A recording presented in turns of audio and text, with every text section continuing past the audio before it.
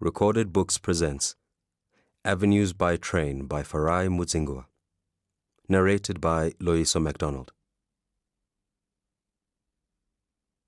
Dedication to Anastasia and Alexio Noah, whose presence is stronger with the passage of time. Akuruma nzeve ndewako. 1. 1974. Listen when the ancestors bite your ears. Natsai and her friends raced across the footbridge on their way from the early morning Roman Catholic church mass and teased whoever came last. Whoever is left behind is left behind, the same voice blurts out again. On your marks, seti, go. Teresa was the slowest kid. She wheezed all the way down the footpath. Their little heads disappeared into the reeds along the stream, and only their shrieks and squeals sounded until they popped up on the home side. On this April school holiday Sunday, on which they stopped by the shops on their way back from church and each bought a loaf of white bread for morning tea, 6 kids emerged panting and giggling on the other side of the stream. Teresa did not. She dances. Come, see. In her watery den, she dances.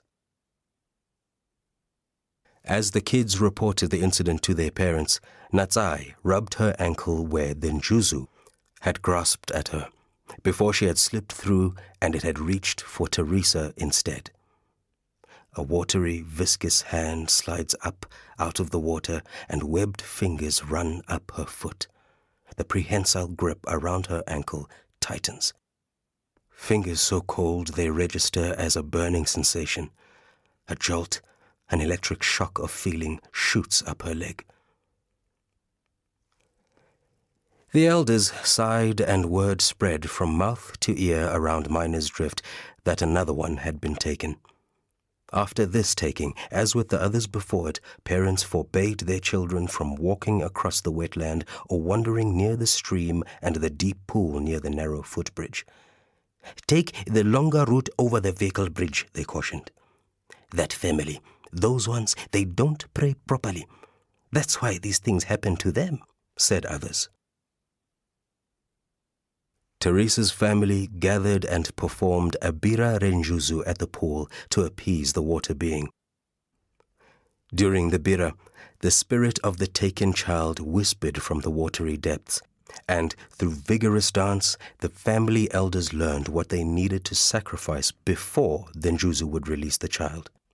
It took the better part of a week to source a goat, and in more costly fashion, the requisite mature black bull.